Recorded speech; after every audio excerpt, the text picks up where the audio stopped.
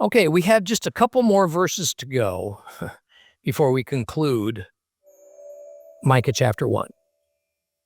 And then we'll transition into chapter 2. Now, perhaps this is a good time then to put what we've read and examined to this point in context and summation.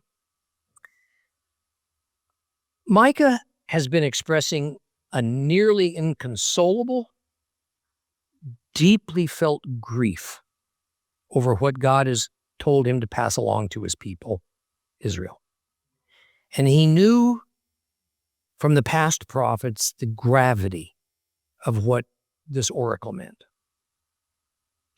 And while on the one hand, in the spirit world of heaven, God's plans are already made and have in a sense been realized.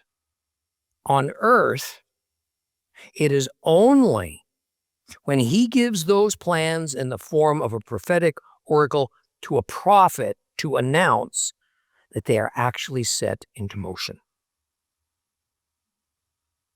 They go from a vaporous thought or intent formerly unknown to any human to a dynamic physical reality that is inalterable and unstoppable. Yehovah's physical universe, along with its many created creatures, will be affected in one way or another and to varying degrees. Therefore, imagine if the Lord told you that in 6 months, your family and community are going to be wiped out. There is nothing anyone will be able to do to stop it. And when it happens, it's going to be awful, painful, no one will escape. You would immediately be grief-stricken. Your stomach turning into a nauseated knot, your mind racing as it tries to process all that this means. Now, I've watched many people in my life encounter terrible losses and tragedies, and in the immediacy of the moment, be unable to utter more than incomplete sentences, darting from one incomplete thought to the next. Their words at times almost reduced to unintelligible groans. This, to me, is the way I mentally picture Micah and his state of mind.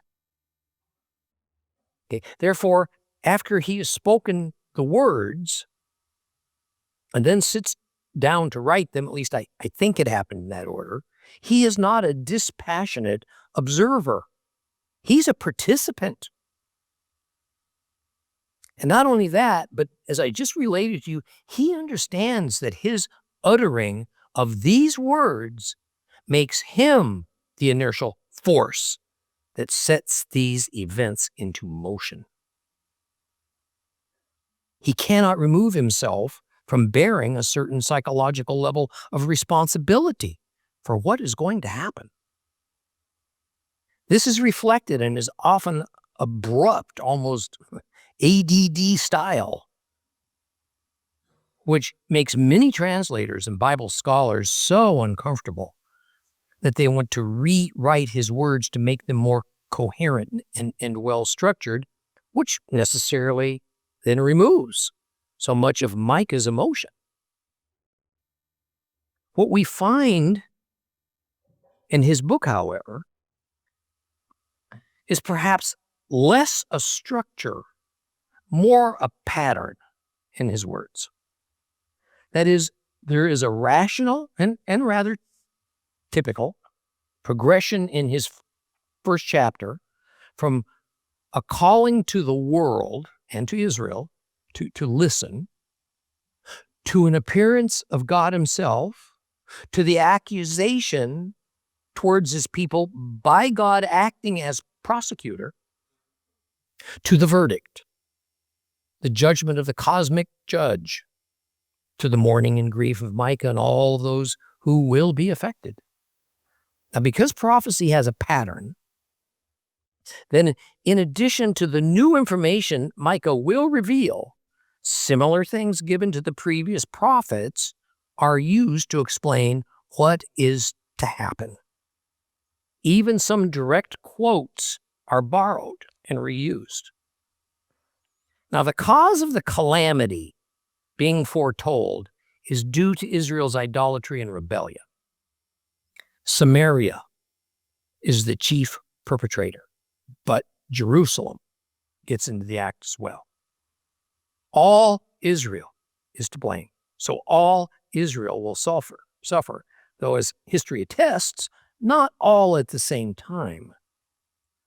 God has no choice in the matter. If he is a God of righteousness and justice, then he must enact the justice pronounced in his covenant with Moses upon his own chosen people.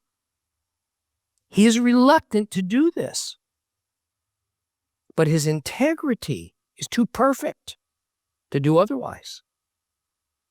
The hope is that Israel will finally see their sin, their wrong, repent, to return to the ways of their God and Father Jehovah, and that the nations, Gentiles, will see just how powerful and just is God of Israel and turn their allegiance to him.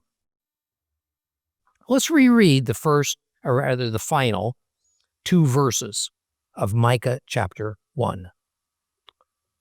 Starting at verse 15. Inhabitants of Mareshah, I have yet to bring you the one who will invade and possess you. The glory of Israel will come to Adullam. Shave the hair from your head as you mourn for the children who were your delight.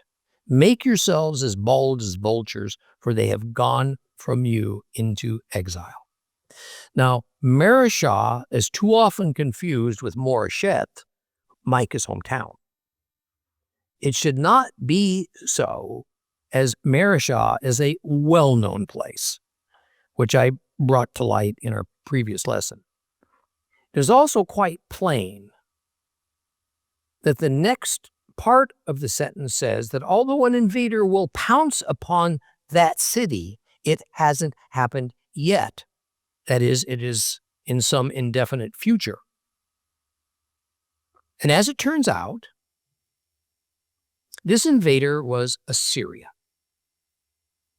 What is not at all straightforward is the next statement, which is, the glory of Israel will come to Adullam. Now, Adullam is a city to the south. But what is the glory of Israel? Now, for a very long time, Bible scholars have assigned the meaning as the leadership or the elite or the ruling nobles of Israel. Now, some of this comes from a story in 1 Samuel 22, when David fled, and he went to a cave in Adullam to hide out. And when his family heard about it, they too joined him there. And then later in 2 Samuel chapter 23, David, along with a contingent of family and others, were still there. And it was harvest time, and 3 of the chiefs of Judah went down to visit David. So the bulk of Bible scholars think that the glory of Israel is a term derived from this episode of David when the leadership went to him in Adullam. I must say I struggle with this. This seems far-fetched. Nothing more than a guess, a consensus, and I have nowhere else encountered the notion that the glory of Israel was wrapped up in its noblemen. Now, the term for glory is kavod, and it is regularly applied to God. In fact, the glory is as much a special name and individual manifestation of God as is the Shekinah or the angel of Jehovah. And that said, when used that way, it is typically rendered kavod Jehovah. Therefore, here in Micah, this might be referring to the glory of God that moves itself to Adullam. Therefore, here in Micah, it's hard to know. It could even be some kind of expression or idiom that was used for a time, and it just disappeared. So we have really no idea what it means. Now, in verse 16, it sounds as though an instruction is being given. It says, shave your heads. Why? It can only be as a cultural sign of mourning. Mourning over who? The children of your delight. So the immediate question we need to ask is this command to shave one's head a command from God? Is it Micah telling his people to get ready to mourn? What is this? Who are the children of your delight? So interestingly, Deuteronomy says this in 14:1. You are the people of Yahweh your God. You're not to gash yourselves or shave the hair above your foreheads in mourning for the dead. Because of this, I do not think this instruction is coming from God. Rather, it is from the thoughts of Micah. See, we must never let it pass by us that the great prophets of old, or the great kings, or other Bible heroes, they never followed God perfectly. And even after the receiving of the Torah, Israel still coveted many customs they'd picked up from the pagan world, and they never seemed to have stopped picking up more. Customs that had been made part of their culture for so long that their existence and practice were never questioned. Without doubt, Micah was no different. He wasn't a Torah scholar. He was a fairly common Israelite whom God chose to be his prophet. So we have to learn from this that the customary mourning process for Israel at that time involved men shaving their heads, although this was against the Torah. Now that brings us to the question of who are the children of your delight? There are two possible choices, as I see it. Either this is God talking, and children of your delight means all of Jacob's offspring, just all Israel, or this means the children of the Israelite families, sons and daughters in their society. Because I take it that this is not God speaking in verse 16, then my choice is the latter. It's just a way of speaking of the children of the families. And the tragic calamity that they are to mourn for is they have been taken captive by an invader.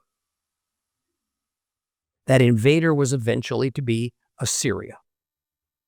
And hundreds of thousands from the northern kingdom of Ephraim, Israel, with Samaria as its capital, were taken captive and dispersed all over Asia and northern Africa. These have become the people that are called the 10 lost tribes of Israel. Let's move on to chapter 2. Open your Bibles to Micah chapter 2.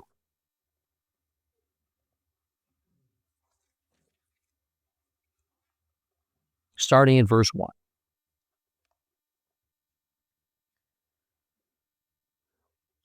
Woe to those who think up evil and plan wickedness as they lie in bed. When morning comes, they do it, since they have it in their power. They covet fields and they seize them.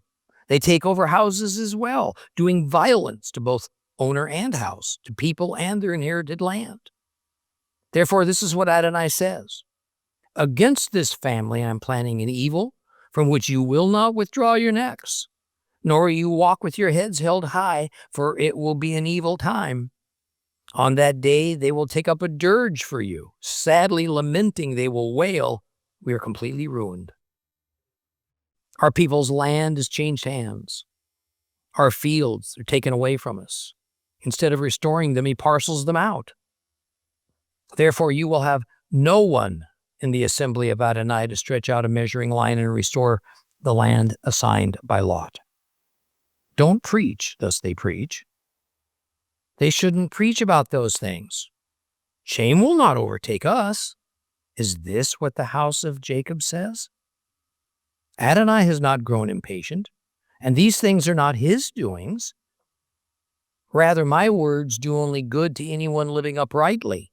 But lately my people behave like an enemy, stripping both cloaks and tunics from travelers who thought they were secure, so that they become like war refugees.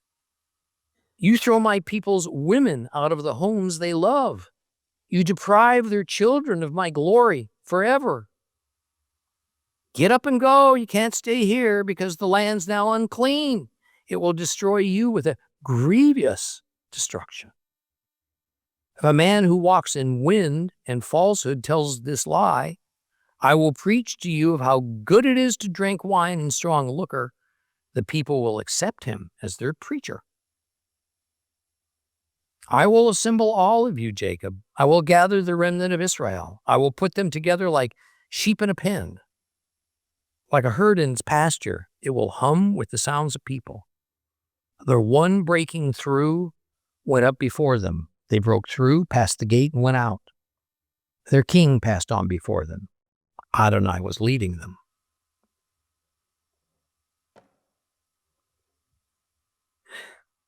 The opening verse of Micah chapter 2 is essentially an allusion to a minor rewording of Psalm 36. Because there we read in Psalm 36:5, he devises trouble as he lies in bed. So set is he in his own bad way that he doesn't hate evil.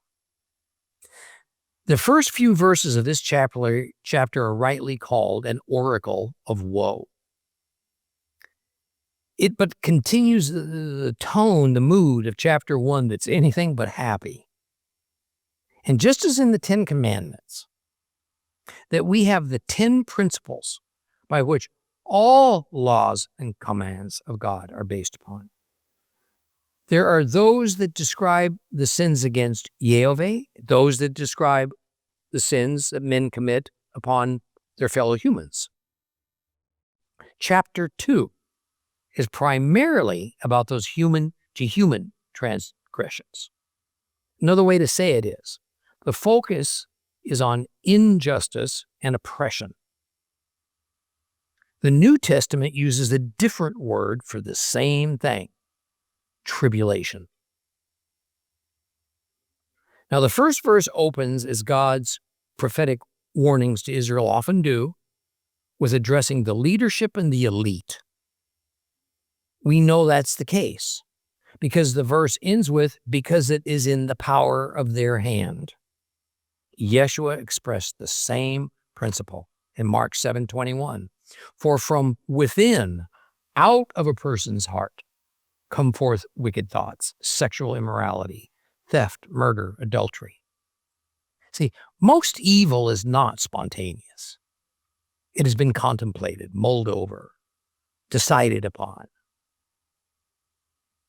In this verse, what's being referred to is the commandment not to covet. It is that coveting is what is talked about here, as lying in bed, thinking up evil things to do. The evildoer covets and then plots how to get what he covets. Again, listen to the words of our Savior about this same process in Matthew 5:21-24. You have heard that our fathers were told, do not murder, and that anyone who commits murder will be subject to judgment. But I tell you, anyone who nurses anger against his brother will be subject to judgment. Whoever calls his brother you good for nothing will be brought before the Sanhedrin. Whoever says fool incurs the penalty of burning in the fire of Gehinnom. So if you are offering your gift at the temple altar and you remember that your brother has something against you, leave your gift where it is by the altar, go and make peace with your brother, and then come back and offer your gift. Sin occurs first in our minds. Only after deciding to do wrong is this actually brought about physically. Whatever evil occurs in our minds is a sin against the Father. Whatever evil we then carry out is a sin against our fellow human. What Micah 2:1 describes is Israelite leaders and the elite of society who are in power. Seems to be their favorite pastime, to lie in bed at night and think up ways to satisfy their covetous nature. How do I get more? More wealth, more power, more control, more status. And sadly, these evildoers often win because they have the power to win. For them, might is right. None of this is new to Israel because none of this is new to humanity in general.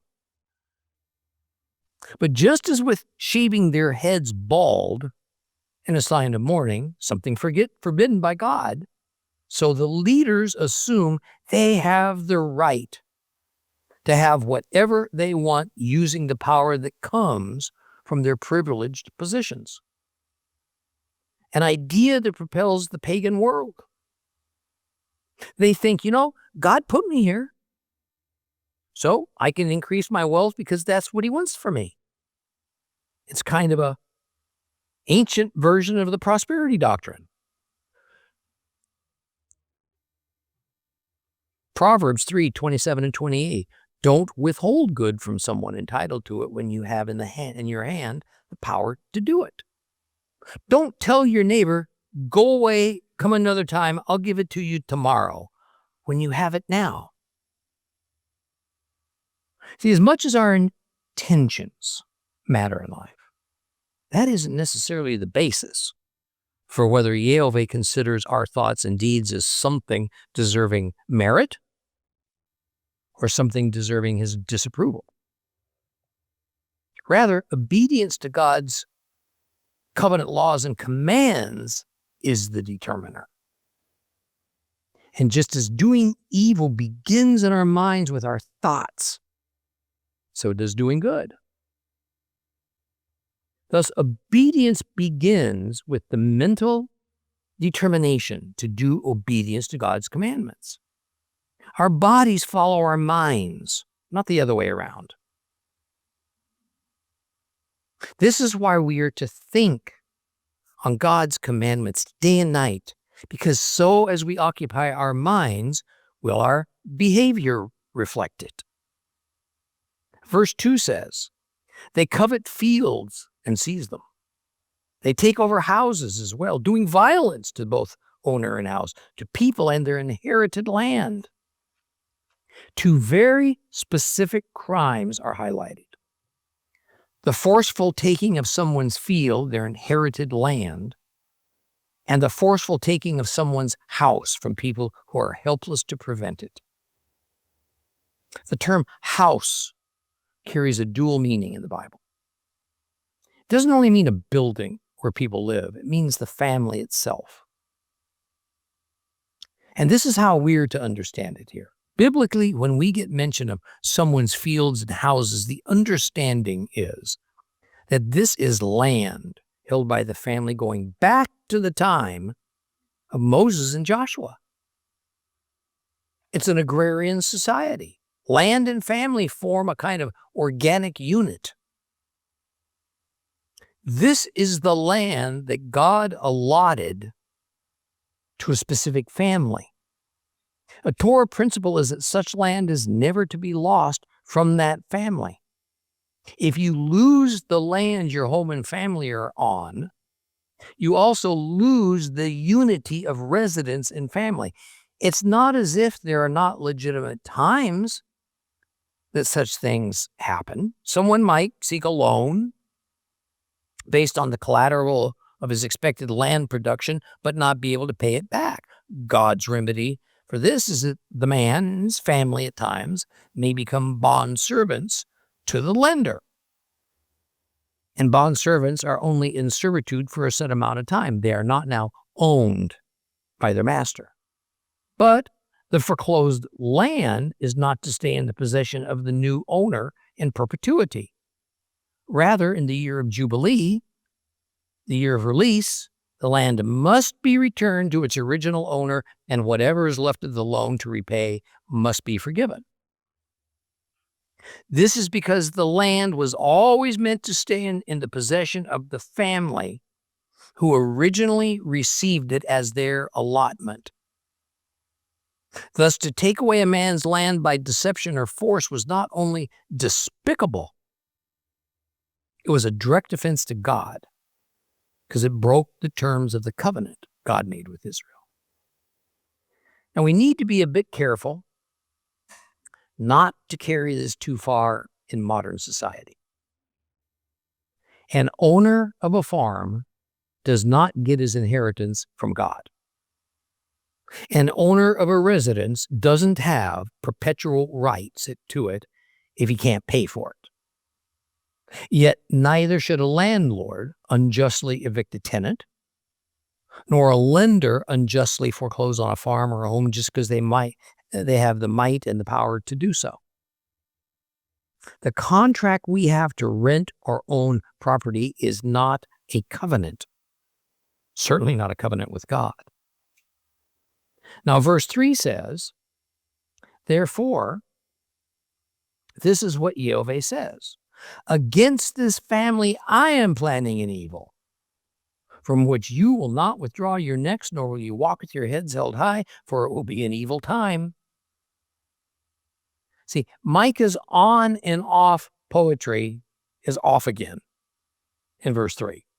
This is but a terse message of warning. It's a threat of what will happen to people in power who do this dastardly thing to helpless people that's elucidated in the previous verse. Micah makes it clear that these are God's warnings and words, not his. However, one doesn't have to be rich and powerful to lord over another in an unjust way. And while this message emphasizes the powerful, it also applies to the Israelite nation in general. Now, if verses 1 through 5 are looked at as a literary unit that is an oracle of woe and warning, then verse 3 is like the fulcrum of a teeter-totter.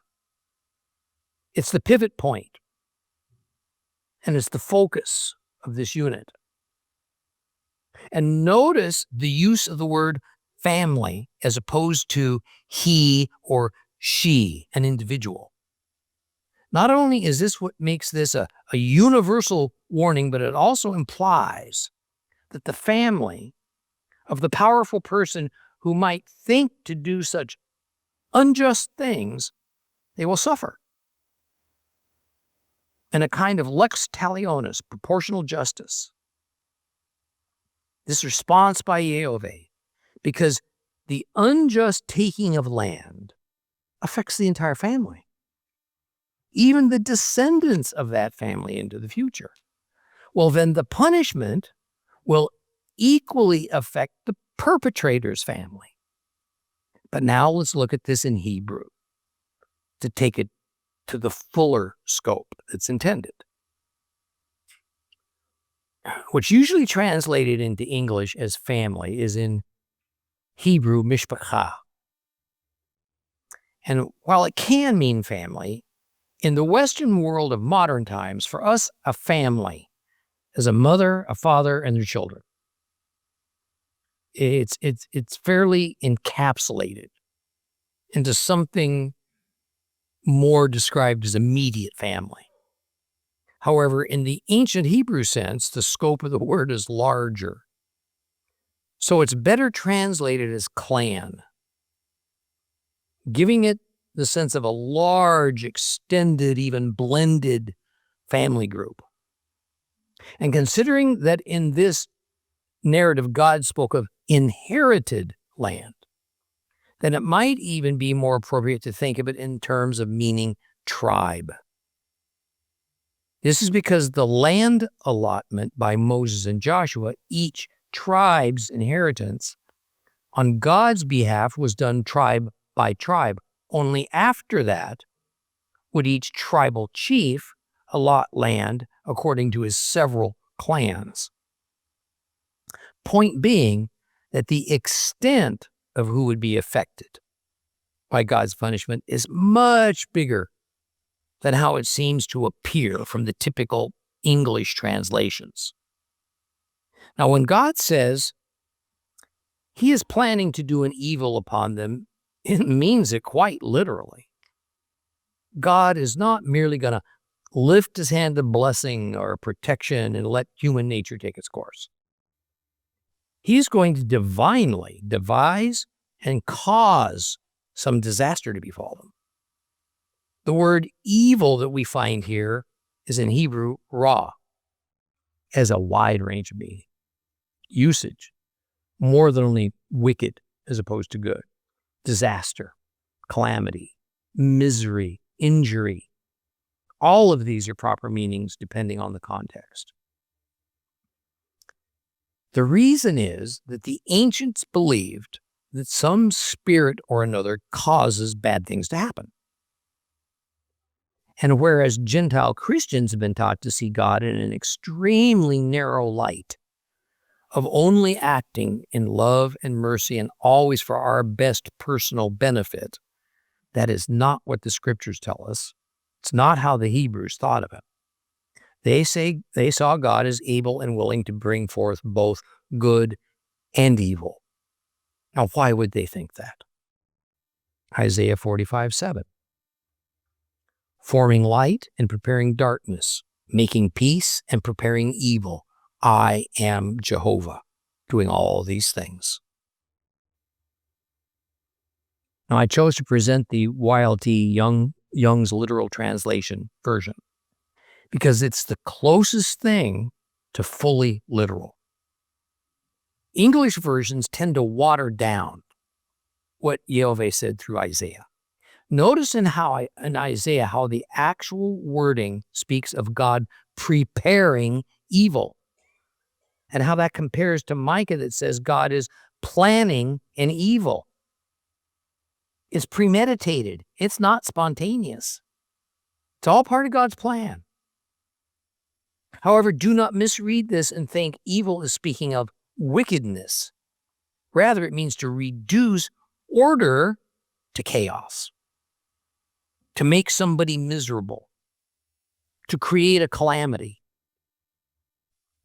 Now, this yoke that Yehovah is placing upon this clan or tribe for their lack of justice and compassion on the weaker members of their society means the outcome, the consequences, sometimes a resulting obligation. See, yoke is not a negative word.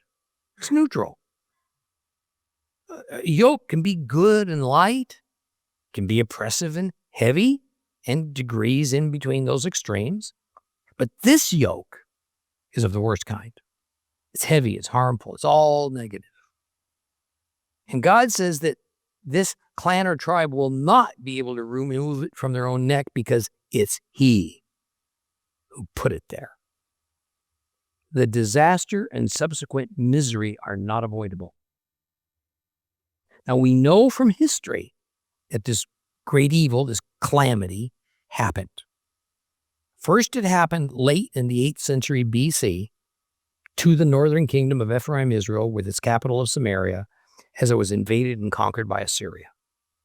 A little over a century later, it would happen to the southern kingdom of Judah, with its capital of Jerusalem, as it was invaded and conquered by Babylon. Therefore, the nobles of Israel who walked around proudly would no longer.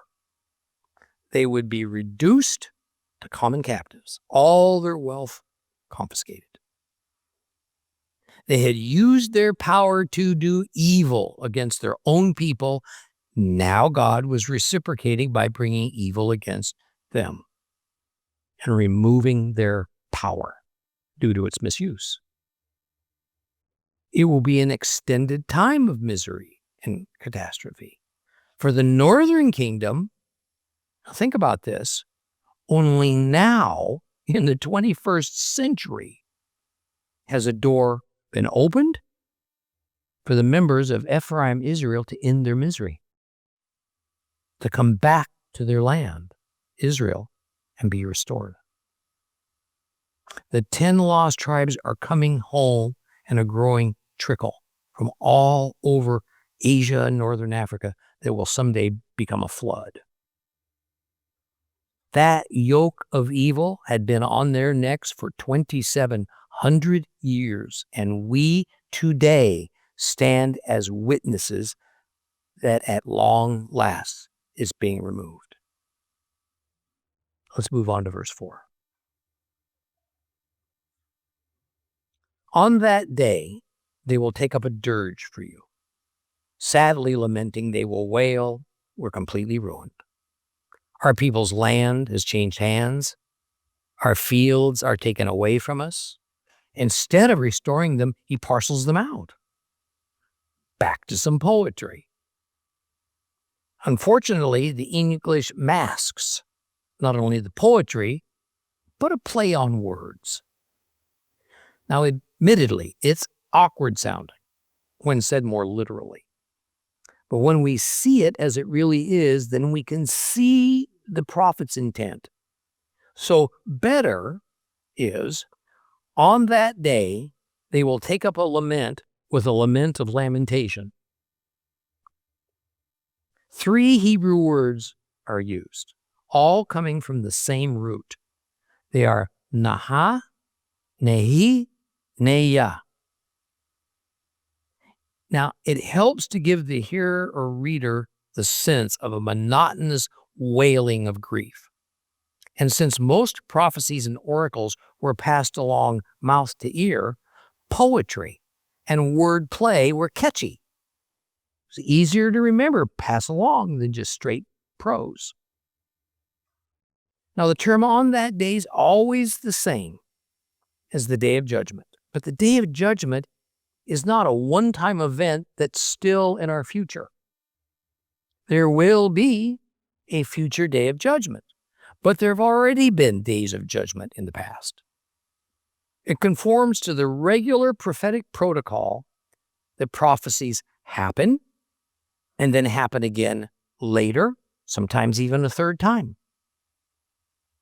Each time, the scope and size of the effect grows larger until the final fulfillment that brings it to its fullest intent. Now for a little twist. Grammar matters. And the grammar of the first several words of this verse cause the English translation that we typically find to be pretty doubtful. Francis Anderson points out that the focus of the verbs used indicates 2 different subjects and circumstances.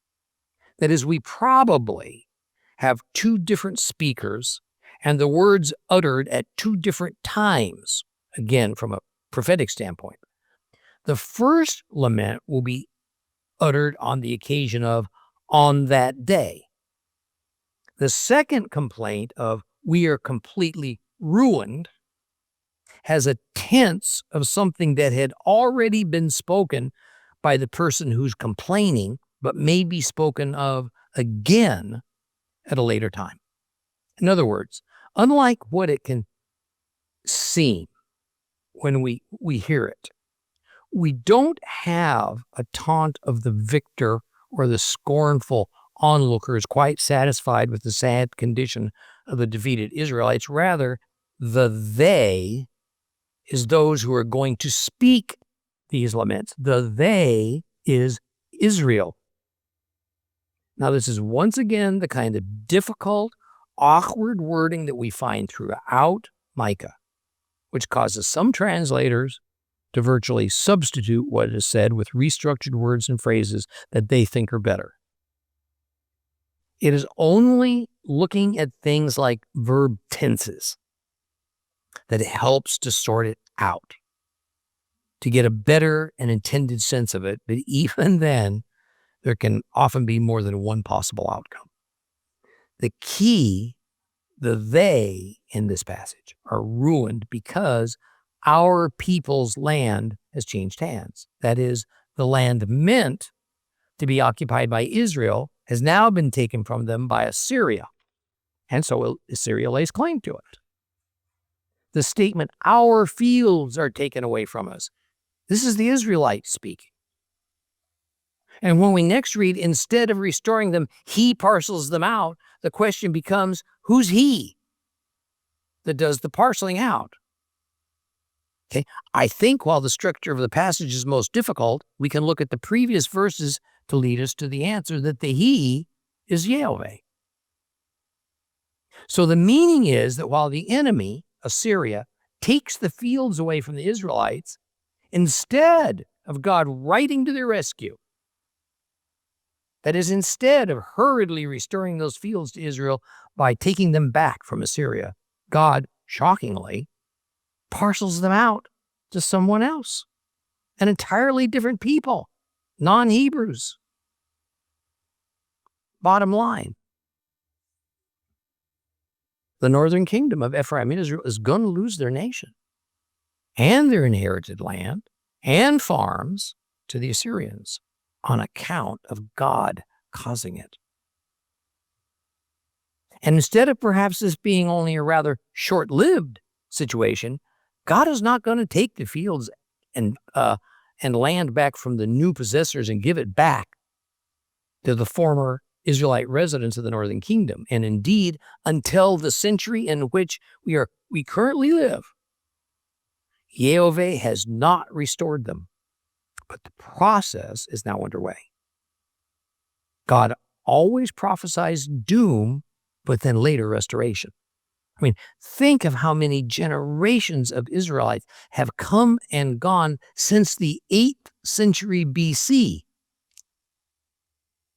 And now, in the 21st century, since any identifiable tribal connection between a tribe or a clan and some specific piece of land in the Holy Land that in ancient times their ancestors may have possessed, such an arrangement's long gone. There's no way at all to prove any kind of certain land plots belonging to certain clans of Israelites whose ancestors were kicked out some 2,700 years ago. So the restoration will happen on a different basis, as it's happening now, with an ambivalent world not even bothering to understand its significance. And by the way, not much of Israel understands it either. On to verse 5, which finishes up this first oracle of woe. Therefore, you will have no one in the assembly of Yahweh to stretch out a measuring line and restore the land assigned by lot. This verse has been explained in 2 or 3 ways, but I think those ways are a stretch. Rather, it more or less says what I just explained to you. That is, if the time ever should come for restoration, no Israelite will be able to measure or survey and determine any property boundaries, nor have any means to determine ownership. And please note the final remark.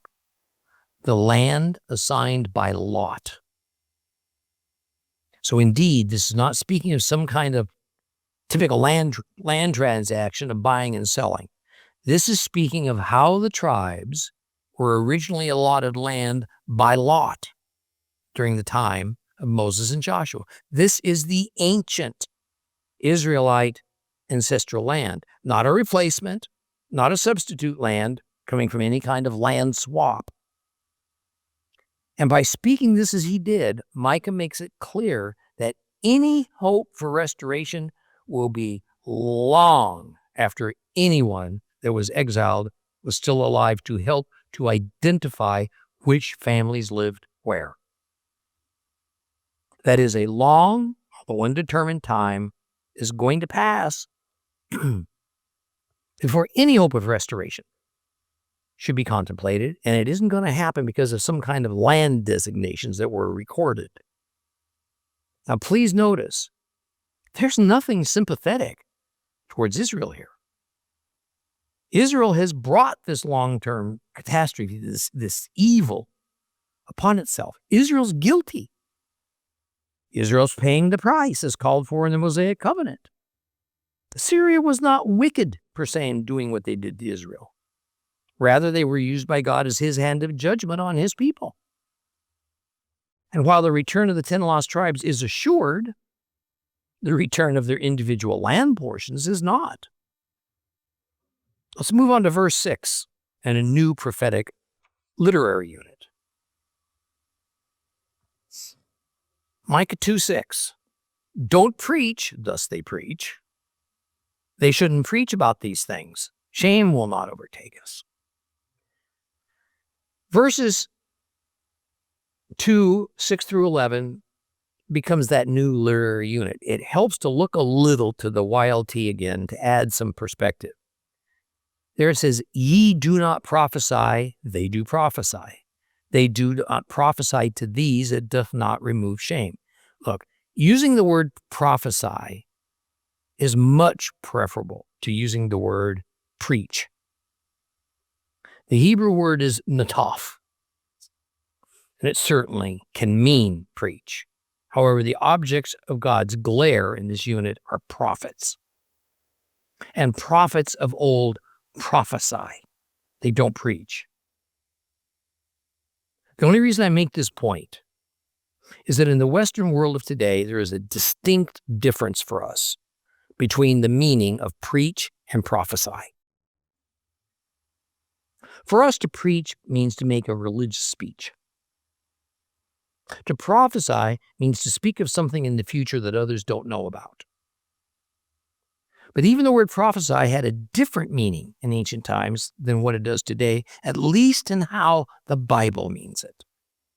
In the Old Testament, to prophesy meant to bring a new revelation that God has given to a prophet and pass it along to someone or to the public. In the New Testament, to prophesy is more akin to teaching. It is telling people what was long ago written in the Old Testament. So the context of this verse of Micah demands that we use the word prophesy and mean it in the Old Testament way. Now, what is actually happening in this unit is Micah is having a confrontation with other prophets in and around Israel in his day. He makes them a separate category, but they are part of the conspiracy of the religious leaders and the noblemen of Israel to tell the people lies. So these prophets carry much guilt and shame for what they're doing. This was an era of prophetic activity that probably has no peer. Scores of prophets were running around Israel in competition with one another for an audience that would reward them for what they had to say. It's not unlike a person going to a spiritualist or a fortune teller today and paying money for someone the person wants to know something about. Nearly always, the spiritualist will probe, find out what it is that person is hoping to hear, and then gives it to them. The reasoning being, people don't want to pay for bad news. It was no different in Micah's era. These prophets were often graduates of prophet academies. It was a lucrative occupation for some. So just like pastors have for a few hundred years been taught in seminaries about standard ways of doing things as heads of churches, so did these prophets learn about what garb to wear, what gestures to make, what words to say, how to say them, so on.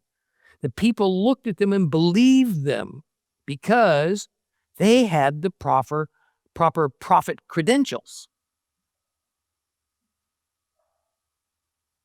The prophets who were vying for attention would, of course, argue that they had the truth, but the other guy didn't. In reality, they learned how to make up messages in their own minds and then sell them to an unsuspecting public. But God's true prophets were something else entirely. They didn't go to an academy. They didn't use their own thoughts or words. They didn't prophesy as an occupation or as a way to make a living. and they didn't choose themselves to be prophets. They were handpicked by God, usually plucked away from some other life or occupation, and it was always unexpected. Inevitably, it was costly to them, many losing their lives in order to serve God in such a way. Okay, we'll pause here and continue next time.